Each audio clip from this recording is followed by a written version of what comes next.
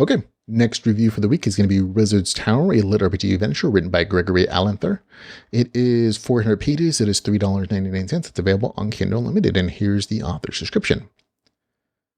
The humans call me Nemon Fargus. They call me Wizard, and Elementalist, and Enchanter. They call me Teacher. They call me Adventurer. But I don't care. Not anymore. For more than 150 years, I've served the Kingdom of Sena. Through 4 kings and a queen. 2 wars and a rebellion. I founded and taught at a magic school. I fought against beast waves and dungeon breaks. But now the one close friend I had has passed. So I'm done with their politics and their economics. The short and busy lives of humans are more burden than benefit on the weary soul of this half-elf. Now I'm looking for a refuge. A place that can well and truly be my own. Away from the growing cities and the bustling markets, away from the pointless wars, away from the eager students and the arrogant adventurers. I'm seeking the peaceful life of a wizard in his tower, studying magic to advance my spellcraft. We'll see if that happens. Okay, pretty good. I've also been practicing some of my narration voices. I'm like, oh, this might be a nice place to test these things out. This is a serial story that has made its way to Amazon, and it follows Nemon Fargus as he quits his adventuring and goes to establish his very own wizard's tower, dealing with apprentices, kingdoms, and country politics, sly machinations and nobility, and his own history as someone that had lived for several hundred years due to his half-elf nature. There's some pretty decent fights, but the story lacks a lot of the RPG progression I was hoping for. And again, a lot of this has to do with the fact that it is a serial story, so it's serial stories and slice stories in particular are developed a little bit differently. You're just generally following the main character as he goes and does stuff. And that's definitely what this is. There's no like 3-arc structure. There's no thing like, oh, he's saving the world from a particular thing. And a lot of I think this first book ends up being is set up for a longer series. But this is a much longer series online, so you can always check it out there. But this is just like the first kind of arc to get him into the Wizard's Tower and set up for a lot of the political conflicts and monster potential conflicts that may be threatening the larger world as a landscape. But that's what the story is at its core, I think, at least for me. I haven't read the longer series online, so I can't speak to what's coming in the future. I'm only guessing at this point. But it feels like it's a lot of setup. There's a lot of world building. There's a lot of character backstory. There's a lot of characters that are introduced for the main character who's interacting with, either on a political level or as apprentices or helpers or whatever the case is. And he does have these little arc adventures, which is, again, very much in line with what a serial story does. Has these little mini adventures as you follow him along, and he's doing stuff, and they're like interesting.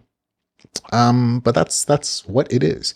There's no huge, a super engaging arc for me, at least, that would punch it up to just simply enjoyable. I like a slice story, so it wasn't anything that's negative in this state, but I always like to regulate a reader's expectations. Like, this is very much could be called Wizard's Tower, the setup for future stories, because that's what a lot of stuff happens here. For me, the lack of RPG progression on the half of the main character is probably the biggest drawback for me. Not that there isn't any progression.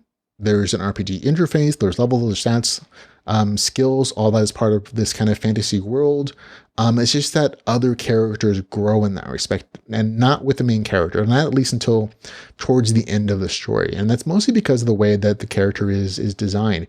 He's a character that's hundreds of years old at the start of the story, and it even notes within the context of the story that he hasn't even looked at his version of a character sheet in years, because the information doesn't change.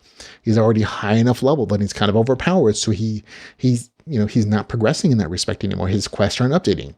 That shifts a little bit towards the end as events occur.